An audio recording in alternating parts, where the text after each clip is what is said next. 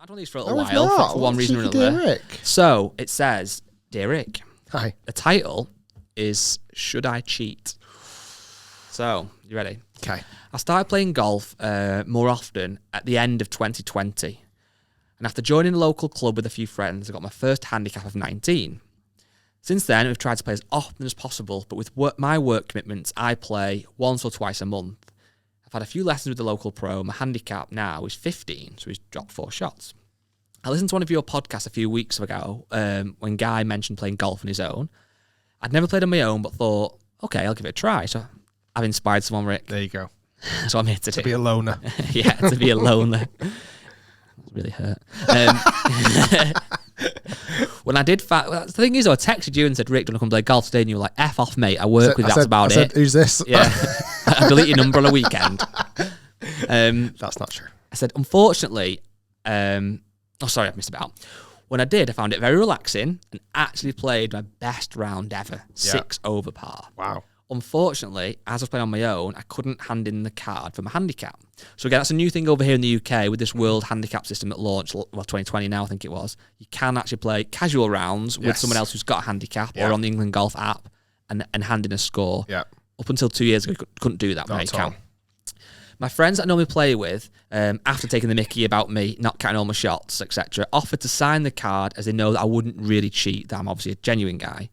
I have the card in my bag, but can't bring myself to hand it in as it just doesn't feel right. Please give me some advice. I love the podcast. I'm almost in the clubhouse. And I think the videos have genuinely helped my game. Thanks. Very nice. Anon. Anon.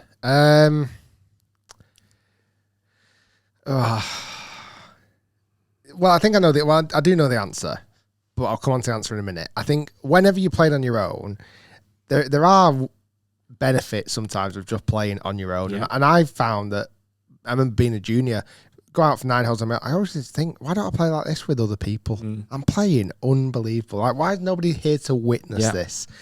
And I don't know what the psychological aspect of that is, but you're not waiting for anybody else. You're just in your own world. Yeah. Like, you're not even talking to anyone else. So your concentration levels are probably quite high when you're hitting your shot.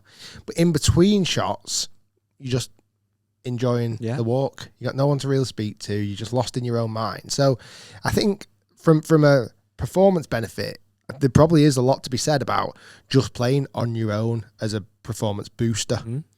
So I love the fact he's obviously shot an amazing score and he's off 15, he's shot 6 over, which is 11 under his handicap. Amazing. And as much as I know it's going to grate on him, if he's got the ability, he'll do it again. If he can shoot 6 over today with it on his own, he has got the ability and he's probably proven it to himself. So next time he goes out and plays with his pals, he might not shoot 6 over, but you'd like to think he's still going to put a decent score in. So on that merit, I just do not, well, you can't legally, you cannot sign a card and hand it in legitimately if you've played on your own. Yeah. Because as much as you might say, put your hand on a Bible or whatever and say, I've not cheated, I am the honest of salt of the earth, there could also be question marks around it, couldn't there? Like, who's there to validate it? Yeah. Who's there to pick you up on the fact that you were on the 3rd hole, you teed up a foot in front of the markers, and you didn't notice yourself, but it's something somebody else would pick up on, or your playing partner just spots you grounding the club in the sand. You might not have noticed, but something your playing partner might have picked up on. So I just don't think you can do it, unfortunately. Well, you can't. It's a shame. I wish you all the best, and I'm hoping you get another great scoring soon. But do the right thing. I'm a big believer in karma. Go out there and go, no, that's a nice one to put on the mantelpiece, but it's not legit. Next time I go out, I'm going to try and shoot my best score.